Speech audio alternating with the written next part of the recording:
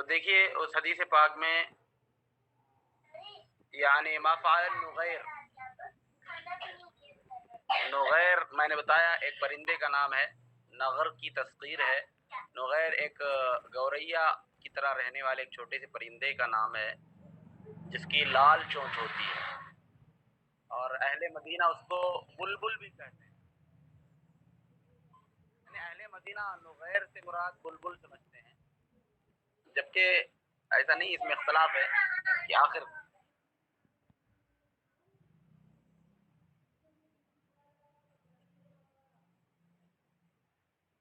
ادھر سے جا رہا۔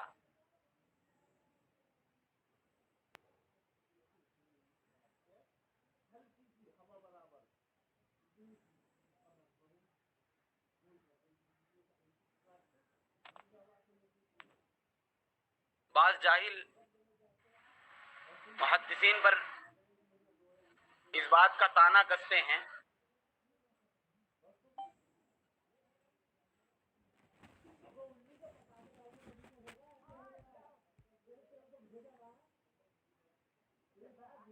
سن رہے ہیں؟ آواز آ رہی میری؟ وہ تھوڑا ڈسٹربنس ہے، میں جس جگہ پر ہوں۔ جی حضرت آ رہی ہے، جی حضرت آ رہی ہے۔ بعض جاہل محدثین پر اس حدیث کو لے کر کے اعتراض کرتے ہیں کہ ایسی حدیثوں کو روایت کرنے میں کیا فائدہ ہے، اس میں تو ایک چڑیا کا ذکر ہے، کیا مطلب ہے اس کا، یعنی ایسی روایتوں کو ذکر کرنے کا؟ واقعتاً اگر دیکھا جائے تو ان العلماء قد استنبطوا من هذا الحديث اکثر من 60 فائدہ، لیکن محدثین کرام انہی معترضین کا جواب دیتے ہوئے فرماتے ہیں کہ محدثین کرام نے اس والی حدیث پاک کے اندر سے، جب معترضین نے اعتراض کیا تو محدثین نے اس حدیث پاک کے اندر 60 سے زیادہ فوائد کو گنائے ہیں۔ اور علامہ ابو العباس الطبری رحمۃ اللہ تعالی علیہ، جو ابن القاص سے بھی مشہور ہیں اور شافعی فقیہ بھی ہیں، وہ حضرت ابن القاص ابو العباس الطبری، ٹھیک ہے، انہوں نے اس حدیث پاک کی تشریح میں ایک مستقل کتاب ہی ترتیب فرما دی، جس میں انہوں نے 60 سے جو زیادہ فائدے ہیں ان کو اس میں انہوں نے شمار فرمایا، جس کو علامہ ابن حجر عسقلانی رحمۃ اللہ تعالی علیہ نے شرح بخاری یعنی فتح الباری میں انہوں نے جو ہے ذکر فرمایا، اور مزید حضرت علامہ ابن حجر عسقلانی نے ان 60 فائدوں سے بھی زیادہ کچھ اور فائدے جو ہیں انہوں نے بھی اضافہ فرمائے، ٹھیک ہے۔ اور جو ہے بعض چیزیں ہم انشاءاللہ یہاں پر بیان کریں گے۔ دیکھیے اس حدیث پاک میں کیا کیا فائدے ہیں۔ فیہ استحباب التعنی فی المشی و زیارت الاخوان، یعنی اس حدیث پاک سے ایک فائدہ یہ ہے کہ اس بات سے اس بات کا استحباب سمجھ میں آ رہا ہے کہ اپنے بھائیوں کے زیارت کے لیے کسی کے یہاں جانا یہ مستحب ہے، ٹھیک ہے۔ اور اس حدیث پاک میں اس بات کا بھی جواز ہے، وجواز زیارت الرجل للمرأة الأجنبية اذا لم تكن شابة، یعنی اس حدیث پاک میں ایک نقطہ یہ بھی ملتا ہے کہ ایک اجنبی عورت کی عیادت اور زیارت کے لیے ایک اجنبی مرد جا سکتا ہے، لیکن جبکہ وہ عورت مشتہات نہ ہو، یعنی بوڑھی ہو گئی ہو، بزرگ ہو گئی ہو اور وہ مشتہات نہ ہو، تو ایسی عورت کی زیارت کے لیے، چونکہ اللہ کے حبیب صلی اللہ تعالیٰ علیہ وسلم حضرت ام سلیم کی زیارت کے لیے تشریف لے گئے تھے نا، حضرت انس رضی اللہ تعالیٰ عنہ کی روایت ہے، اور حضرت انس اپنے بھائی کے تعلق سے فرما رہے ہیں کہ میرا ایک بھائی عمیر نام کے تھے، ہے کہ نہیں؟ اللہ کے حبیب کیوں تشریف لے جاتے تھے حضرت ام سلیم کے یہاں؟ آپ یعنی حضرت ام سلیم اللہ کے حبیب کی بڑی معتقدہ تھی، تو آپ کی زیارت کے لیے آپ جایا کرتے تھے، اور اس وقت آپ کی عمر کافی بڑی تھی، ٹھیک ہے۔ اور اس سے یہ بھی فائدہ حاصل ہوتا ہے، یعنی اس سے یہ بات کا بھی جواز ملتا ہے کہ ایک امام اگر ہو، یعنی قوم کا جو سردار ہو، اس کے لیے یہ اختیار حاصل ہے کہ وہ اپنی رعیہ میں سے کسی کے گھر میں مخصوص طور پر جا سکے۔ آئی بات سمجھ میں؟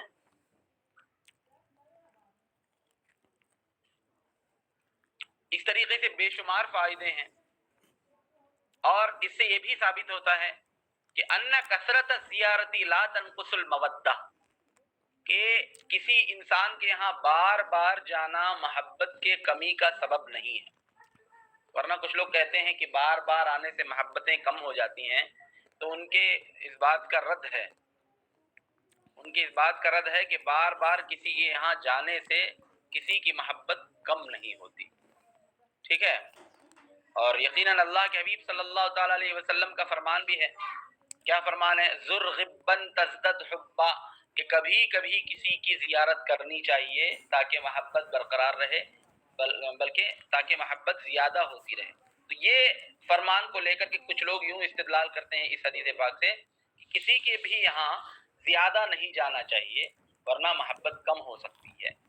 تو ان کا سمجھنا اس حدیث پاک سے غلط ہے، کیونکہ اللہ کے حبیب نے یہاں ان لوگوں کے تعلق سے بتایا جن لوگوں کے یہاں کوئی کبھی جاتا ہی نہیں. مثال کے طور پر کوئی دور کا رشتہ دار ہے، اس کے یہاں ہم کبھی جاتے نہیں، تو ان لوگوں کے لیے اللہ کے حبیب نے یہ ترغیب فرمائی کہ بالکل نہ جانا یہ بہتر نہیں ہے، بلکہ کبھی کبھی جانا بھی چاہیے. ٹھیک ہے.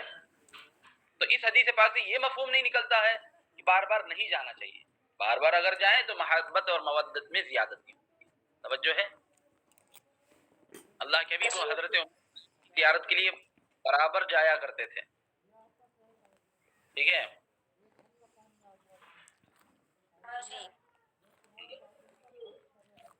اور اللہ کے حبیب صلی اللہ تعالی علیہ وسلم کے اس حدیث پاک سے مصافحے کی مشروعیت کا بھی ثبوت ملتا ہے، کیونکہ حضرت انس رضی اللہ تعالیٰ عنہ اسی حدیث کے اضافے میں دیگر کتابوں میں یوں ہے کہ حضرت انس رضی اللہ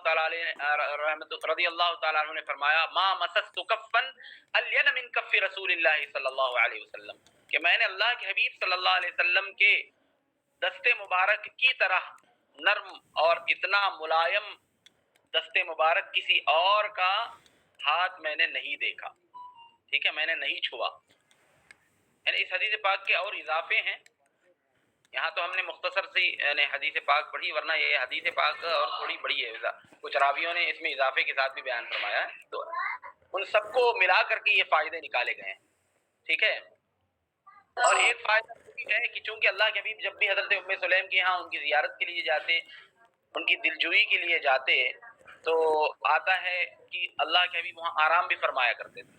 تو اس سے سمجھ میں آتا ہے کہ مہمان کا اپنے میزبان کے گھر رکنا اور وہاں پر آرام کرنے کی بھی اجازت ہے.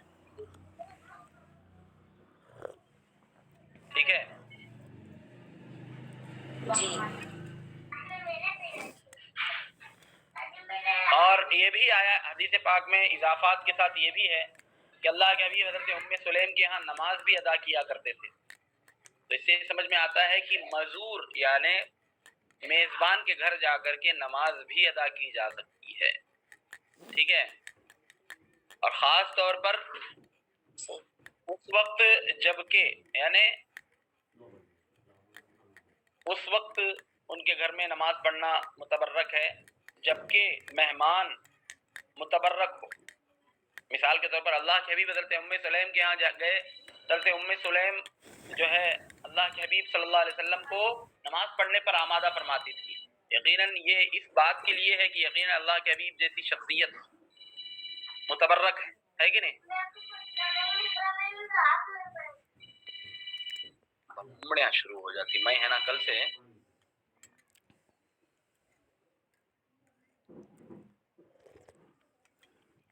نہیں آتی اس کی آواز.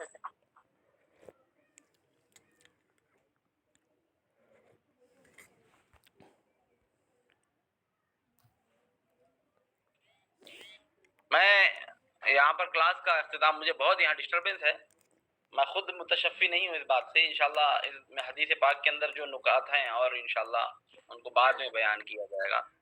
میں اس کے لیے معذرت ہوں اور آپ لوگوں کی حاضری لے رہا ہوں.